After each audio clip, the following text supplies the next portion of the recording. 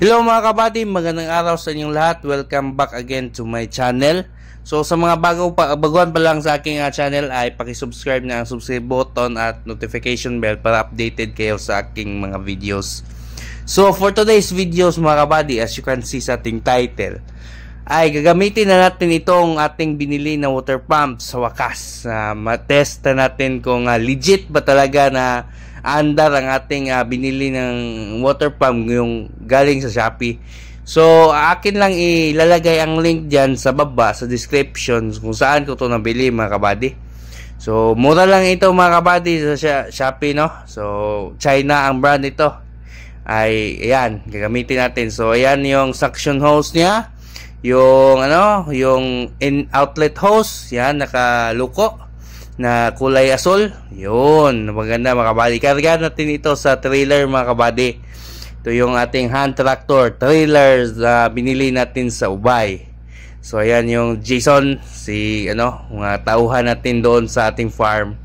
So Ricky Boys, so paanda rin na Ricky Boys itong hand tractor natin mga kabady para ay pupunta na tayo doon. So ayan mga kabady, ito yung full tank ng ating water pump, no?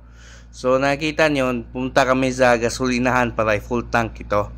So ayun mga kabady, makita nyo mamaya yung full tank talaga kasi hindi pa ito natin try. So atin itong full tank para malaman natin ang kanyang gasoline consumption. So ayan mga kabady, yun, atin lang itong hintayin saglit mga kabady kapag napuno na. So yan, sabi nga dito sa manual mga kabady, 3 liters yung so yung tingnan natin kung 3 liters yung mga kabady. So ayan mga kabady, nakita nyo 3.13. So nasa 220 yung ratio niya sa gasolina. So ayan na mga kabady, nandito na tayo sa ating farm. So nandun yung ating punlaan mga kabady, yung may nagbiberde na.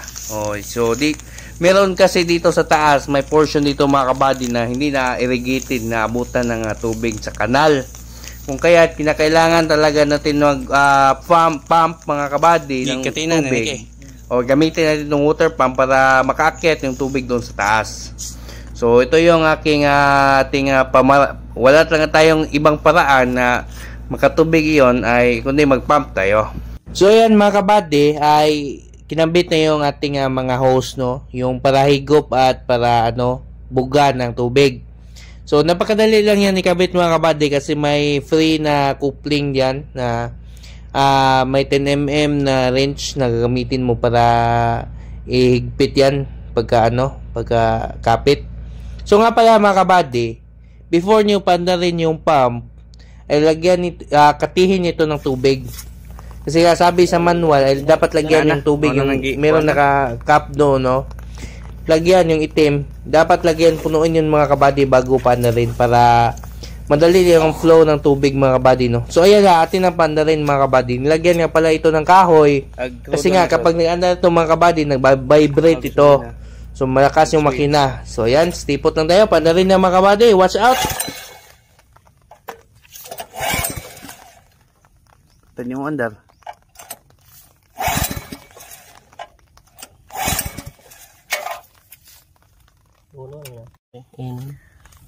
Benar.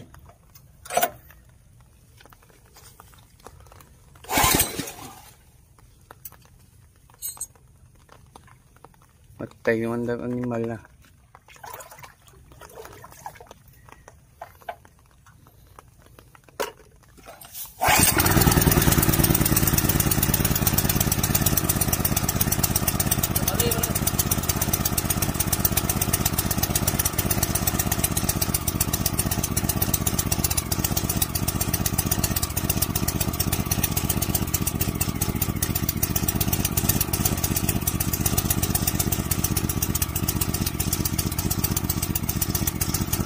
Tubig.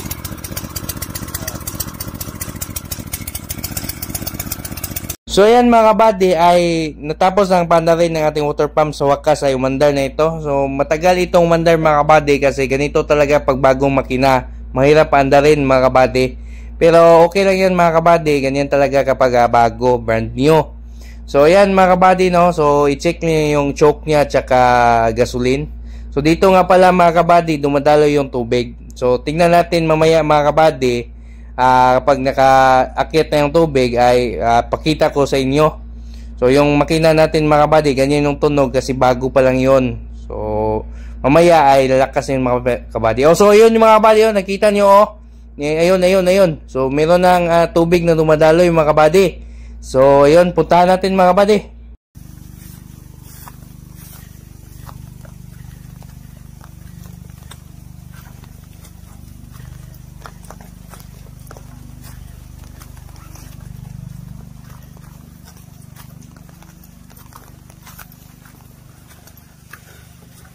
Yes!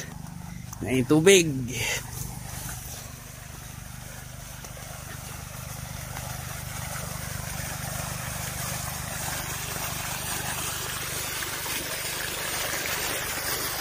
Okay.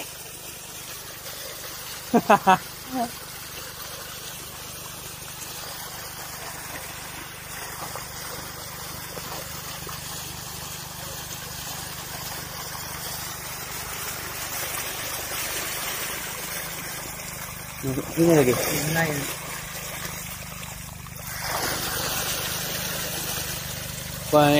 So yes, success tayo mga kabady, no? So may tubig na mga kabady yung ating palayan. Ito nga pala yung area mga kabady na hindi talaga makaabutan ng tubig. So tingnan nyo, nakita nyo naman kanina, medyo pataas yung uphill yun, yung ating area na to. Kaya wala talagang tubig. So ito, pag natubigan na to mga kabady ay sisimulan na natin ito ay land preparation. So tapos na pala ito dinaanan ng tractor yung malaki mga kabady. Na kailangan pala natin ito sigundaan, pangalawahan para lumambot yung kanyang lupa. So kasi nakita nyo naman merong mga damo dyan, ay kailangan talaga ito makultivate mga kabady. At yan mga kabady, i-check nyo yung mga pilapil. So may butas dyan mga kabady, ay dapat nyo takpan, ipibulit nyo para hindi masayang yung tubig na pinump mga kabady.